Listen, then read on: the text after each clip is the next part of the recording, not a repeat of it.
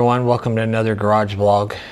My name is Marshall3498, and today's garage vlog is something kind of exciting that I bought with my own money. This is not a sponsored video, and that is something I've been wanting for a while. And I bought, you can see two items laying on the table. I'm gonna go over that today.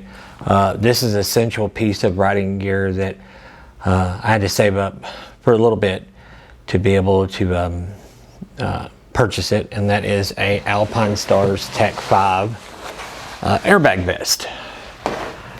So, you know, this is something that, and I'll go over here, this is the jacket that I wear over it. This is meant to be worn as a under your riding gear jacket. I have a summer riding jacket where I'm in the South in Tennessee that it gets very humid, that I've worn for 5 or 6 years now, a Ruka jacket. But the main thing is what Alpinestars recommends, and other online retailers that sell it recommend, they want at least 5 centimeters of room for the airbag to deploy in case of an accident. Or, you know, if you just lay the bike over, or whether someone else hits you or whatever, they want 5 centimeters to deploy. And the reason behind that is so when it deploys, it has room to expand out to protect you. If you're wearing it under a jacket that is too tight and not sized appropriate for yourself and the airbag, you know, it's kind of a team, they work together. This has no abrasion resistance built into it. Like I said, it is meant to be wear under your riding jacket. Alpinestars does make a Tech Air 3 that is meant to be worn over, and then as long as it fits over your garment, you're fine. But the caveat that I thought is the Tech Air 5 protects all the way down here, all the way to the ribs, all the way into the very top of your tailbone, all the way to here, like the shirt I'm wearing, maybe not quite that far, but a couple inches below your shoulder, all the way up to help immobilize your neck, you know, with the helmet on, to keep it from, you know, maybe messing up your spine or breaking your neck or whatever, in the best case scenario it can for the situation. So that being said, I went with the Tech Air 5 because it covers all of that, and the Tech Air 3 is just an over, and it covers the outside, but it covers none of your rib cage, really just to here, to like your shoulder line, nothing below. And for those of you who are track day riders, the Tech Air 5 now, you change it on the app, not on the airbag. There's an app that works in conjunction with it that I use just to make sure it's connected, because you can turn the system on and off from the app and make sure it's on. That's mainly what I use it for, and it'll give you your percentage of battery. Alpinestars says that this will on one single full charge will last for 30 riding hours. Sorry, I had to think a minute, so make sure I got it right. It will lose a little bit of battery from the time it's not even armed, just as a parasitic, I think that's how you say that word, draw from it just being like on standby. Even though it's not on or not powered on, it will lose a little bit of percentage over time. But like one time in Tennessee, it rained here a couple weeks ago almost every day. I'm kind of a fair weather rider, so I decided not to ride, and in that week's time it did lose about 5 or 6%. It's not very much, but it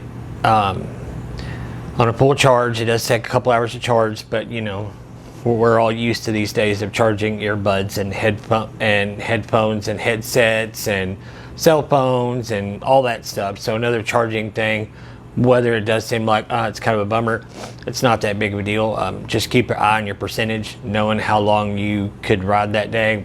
I rode with it just recently on an out-of-town trip on this bike behind me, my Yamaha FJR 1300, and I rode about 150 miles to a destination. I rode 100 miles the next day along some really good back roads and stuff. and then I rode about another 150 miles home. So all in all, I probably wore the vest from those 3 days. I wore it probably 5 hours each day, and I've not checked the percentage since I've been back home to give you an estimate, but I do know that when I checked it on the app returning home, it was still like 70%, or maybe even like 75. So it does last a long time. It's not particularly super comfortable to wear. It's not bad, but it does weigh like 4 pounds, but you don't really notice it. What I just notice, I don't notice the weight, but I notice a little bit of, while wearing it on the bike in the riding position on my bike behind me, I notice a little bit of not being super, like, my mobility. It's a little bit harder to like do head checks, because you know you have that weight on your shoulders a little bit, and like turning like this, and just overall like trying to like turn your head completely around at like a stop sign or something like that. But it's not bad. I've worn it a total now of probably 500-600 miles, so I have got used to it. And another thing I'll say, at any temperature when it's warm, you know, everybody has their temperature difference when it's hot, but for me, anything above 75 degrees, it is a little hotter because you're wearing an extra layer. You don't have that airflow from your riding jacket, you know, if you're wearing something mesh, to go through all the way and hit it, you know, because all the airbag part, even though it does have this kind of fabric, hopefully the camera picked that up, it's kind of like you can see to the other side. If you look to it from the other side, you can almost see light through it. It's a moisture wicking kind of nylon-ish material blend that does promote airflow through it. But like I said, you have another layer on, so it is going to be hotter. But I'm one of these people that are willing to take a little bit less comfortable for the safety thing alone. You know, while this garment is expensive, I pay for it with my own money. It's a little over $700 from the Anton relayer I got it from. But even if you have a minor spill, even if it's your fault, say you take a corner a little too fast and there's a little bit of water in the road and you low side the bike, you know, if it could protect against a collarbone injury, which is an injury that takes a long time to heal. It could put you out of work for days upon end without wearing this, but with wearing this, hopefully, it would also keep you from breaking ribs, bruised ribs, collapsed lung. The sky's the limit. You pick your poison. Broken shoulder, like rotator cuff, all that stuff. One deployment for what this cost could save you not only in medical bills, even if you had insurance with a deductible and everything, but could also pay for itself and not missing a day of work. You could have a small little low side on this at 15-20 miles an hour and probably be a little sore, but you'd probably be able, depending on your job, to go to work the next day and you wouldn't lose any pay. So, you know, but this could save your life, not only not being able to go to work from a minor wreck, but it could also save your life in a really bad accident. Like a car T-bone you, a car pull out in front of you, somebody maybe ruined you. It could protect your spine.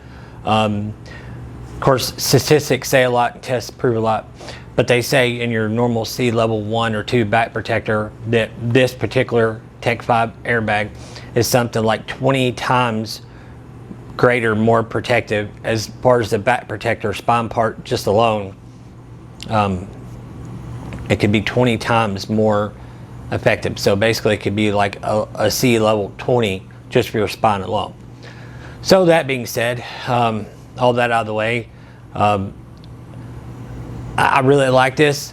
The only biggest negative about this that I've found so far is, one, is a little bit uncomfortable. Two, when wintertime hits and colder riding weather comes upon you, if you ride in colder temps like I do, you can get by with a mid layer underneath it, no problem. But, a base layer, sorry, but a mid layer, something that goes over top of this between you and your jacket, you may be able, okay, depending on your temperature tolerance, but you may have to wear that, like instead of wearing a mid layer over this between your jacket, you may just have to wear like 2 base layers. And I wouldn't take the risk of wearing this with a mid layer over it, in my opinion. I'm not an expert, don't claim to be. It's just my thought and my 2 cents. But I will say this, you know, most of us ride, or at least some of us anyway, in warmer climates. People love to ride when it's hot. Some people, when it's like 50 degrees, they're like, no, I'm not riding anymore. I'm done. I'll ride it next spring when it gets warmer. So if you're one of those riders, fine. Although, I ride year round, so maybe in the winter months, I may not be able to wear this. So that's kind of negatives. Or if you really were invested in this airbag system, you can buy a Tech Air 3. They're a little cheaper. I think they're about $600, and you could wear that over all your winter garments and base layers and winter ride jackets and all that and be okay. But the Tech Air 3 is only water resistant, not waterproof. So if you wear it in the rain, you know, you could ruin it. So there's that. But the jacket that I chose to wear over this is Alpinestars, you know, because they make the Tech Air stuff. This is a mesh jacket made by them. It is called the Alpinestars, let me get the name right here, bear with me, SMX Air. And basically what it is Alpinestars, one of their fairly tough, it's 450 denier jacket. It does blow a decent amount of air, but it is, as the name implies, see if I can get this on camera. The reason I chose this, it is, you can see it by the color, it says Tech Air Ready. So it has expansion panels in it to be able to, wearing with the airbag underneath it, it has enough expansion panels in it that when it deploys, it won't limit the airbag. It can do its job, it can protect you, the airbag, and not the other way around, because there's not enough expansion there. Like I said, it could go inward and hurt you. Now, I will say this on the sizing. I am 5'10", 180-ish pounds, depending on the day. My chest size by a little tape measure, one of the little cheap ones you can get at like any craft store where you like for measuring clothes, or like some of you who measure for your head size for helmets, you'll have one of those. They're like $1 or $2. I measured my chest size, the circumference around the diameter, and I am a 43. So according to Alpinestars size chart, I bought a large, and I'm right in the middle. I think it says like 42 to 44. So perfect, it fits good. The one thing I will say about the fit, if you're like, this thing is too small or too tight, if you get it too big, you're gonna feel that weight like pulling back like a loose backpack. That's the best way to describe it. But the jacket, because of that, even though it is Alpinestars Tech Air Ready, I bought an XL, and that proved to be the perfect fit.